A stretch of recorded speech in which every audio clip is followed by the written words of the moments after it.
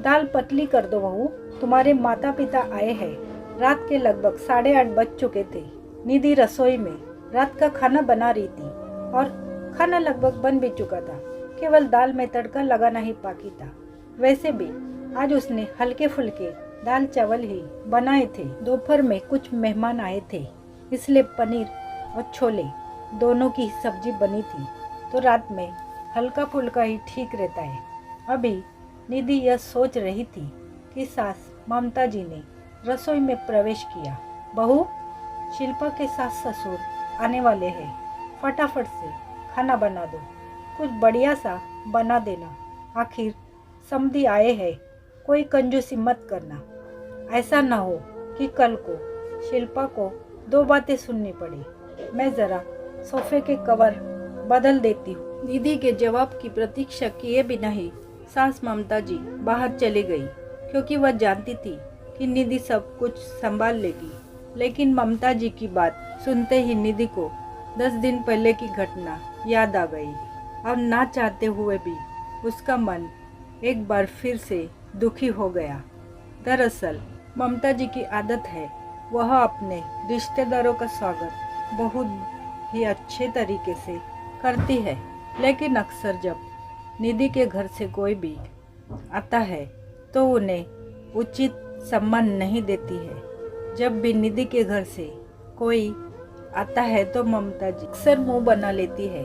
कभी अच्छे तोहफे ना लाने का ताना देती है, तो कभी यह ताना देती है कि बेटी के घर यूं रोज रोज नहीं आया जाता। कभी बची हुई मिठाई उनके आगे रख देती है, तो कभी कोई और ऐसी बात जो निधि को दुखी कर देती है। लेकिन पिछली बार तो हद ही हो गई, जब निधि के माता पिता अचानक बिना किसी पूर्व सूचना के आ गए तो ममता जी ने दोबारा खाना ना बनवाकर दाल को पानी डालकर पतला करने का आदेश दे दिया और दोपहर की पड़ी हुई सब्जियों में छोंक लगाकर गर्म करने को कह दिया।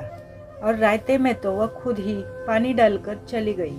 केवल खाने पीने में ही नहीं, अक्सर वह अपनी बातों से यह बता देती है कि निधि के परिवार में से किसी का भी यहाँ आना उन्हें पसंद नहीं है।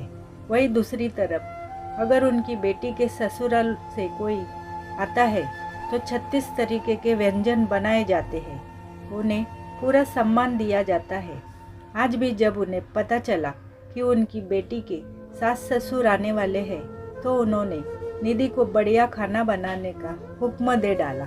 हालांकि बाकी हर तरीके से ममता जी का व्यवहार निधि के प्रति बहुत अच्छा रहता है, लेकिन न जाने क्यों जब भी बात निधि के परिवार की आती है तो उनका व्यवहार बदल जाता है। बस यही सब सोचकर आज निधि की आंख भर आई। कहते हैं कि किसी के सब्र का इम्तिहान नहीं लेना चाहिए, लेकिन शायद ममता जी यह बात समझ नहीं पा रही थी, इसलिए बार बार निधि के मायके वालों को अपमानित करके वह निधि को दुखी कर रही थी। लेकिन आज न जाने कहां से निधि में भी हिम्मत आ गई। अपने आंसू पोंछकर वह हॉल में आ गई और सोफे के कवर बदलती हुई ममता जी से बोली, मम्मी जी, दीदी के सास ससुर कब तक आएंगे? क्योंकि खाना तो लगभग बन ही चुका है। अरे अभी तो तुझे बोलकर आई हूँ, इतना जल्दी खाना कैसे बन गया? मम्मी जी, वह क्या है ना, दाल चावल तो बन ही गए हैं। दाल में पानी डालकर उसे पतला कर देती हूँ, रायते में भी पानी डाल देती हूँ और दोपहर वाली जो पनीर और छोले की सब्जी बची हुई पड़ी है ना, उसे भी थोड़ा सा फ्राई करके तड़का लगा दूंगी। और पूरियों का आटा तो दोपहर का बचा हुआ पड़ा ही है, तो एक्स्ट्रा खाना बनाने की कोई ज़रूरत ही नहीं है। वैसे भी आप ही तो कह रही थी ना, उस दिन की समधी तो घर के ही होते हैं और वह तो अपने ही होते हैं, वह थोड़ी ना बुरा मानेंगे अगर हम उन्हें दोपहर का खाना खिला देंगे। अब दोबारा खाना बनाएंगे तो दोपहर का खाना वेस्ट हो जाएगा ना।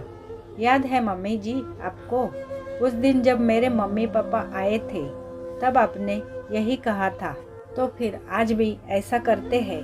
दीदी के सास ससुर भी तो समधी ही है, घर के ही है, अपने ही लोग हैं, वह थोड़ी ना बुरा मानेंगे। क्यों, सही कह रही हूँ ना मम्मी जी? निधि की कही हुई हर बात आज ममता जी को आईना दिखा रही थी और उन्हें यह एहसास करवा रही थी कि आज तक वो निधि के परिवार के साथ कितना गलत कर रही थी।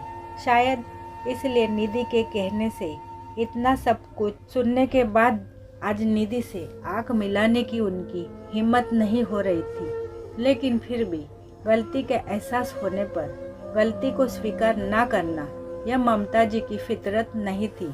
इसलिए चंद ही मिनटों बाद उन्होंने चुप्पी तोड़ते हुए निधि से कहा, बेटा, सबसे पहले तो आज तक जो गलत व्यवहार मैं तुम्हारे परिवार के साथ करती आई हूँ उसके लिए मुझे माफ़ कर दे। और दूसरी बात, मैं तुमसे वादा करती हूँ कि जिस तरीके का व्यवहार शिल्पा के ससुराल वालों के साथ मैं करती हूँ, जिस तरह उन्हें मान सम्मान देती हूँ, वही समान सम्मान सही से और वही अपनापन अब से मैं तुम्हारे परिवार को भी दूंगी।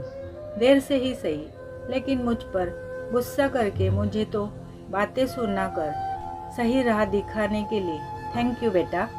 दोस्तों, अक्सर यह देखा गया है कि लड़के वालों का व्यवहार लड़की वालों के प्रति अच्छा नहीं होता है, उन्हें उचित मान सम्मान नहीं दिया जाता है। जबकि जिस माता पिता ने आपको अपने जिगर का टुकड़ा दे दिया है उनका सम्मान तो अत्यंत आवश्यक होता है।